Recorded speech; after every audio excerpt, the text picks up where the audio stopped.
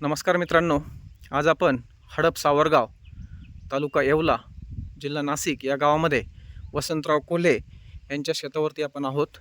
या ठिकाणी आज आपण मेगा फील्ड डे आयोजित केला आहे आणि या मेगा फील्ड डेसाठी आपण परिसरातल्या सर्व शेतकऱ्यांनी इथं बोलवलं आहे.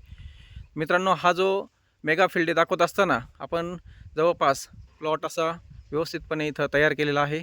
बघू शकता आपण या जो कॅप्सूल वाण आहे याचं तुम्ही कणीस अतिशय मोठं टोकापर्यंत दाणे या ठिकाणी आपल्याला मिळत आहेत.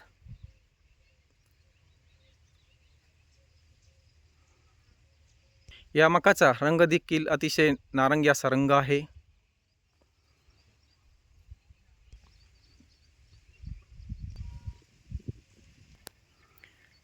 या मकाची बीटी देखील अतिशय बारीक आहे.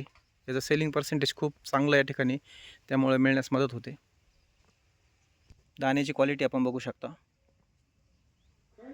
या कणसाचं या कॅप्सूल या मकाचं आवरण जे आहे अतिशय मजबूत असं आवरण आहे, जेणेकरून आपल्याला कुठल्या प्रकारचं पाणी या कणसामध्ये जात नाही आणि दाणे खराब होत नाही. मित्रांनो, मकाची उंची देखील कॅप्सूल मकाची उंची देखील अतिशय मीडियम आहे.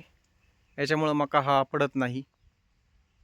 पार्टमध्ये आपण लागवड अंतर दाखवलं आहे की कॅप्सूल मका कशा पद्धतीने लागवड केला पाहिजे. ते 2 फूट सरी आणि 10 इंच आपण या मकातलं अंतर ठेवलं पाहिजे. मित्रांनो, सुंदर असं डेकोरेशन इथं आपल्याला दिसतं आहे. कॅप्सूल मका पाहण्यासाठी निश्चितच आपण सावरगावला आलं पाहिजे. बघू शकता मित्रांनो, अतिशय सुंदर असा कॅप्सूलचा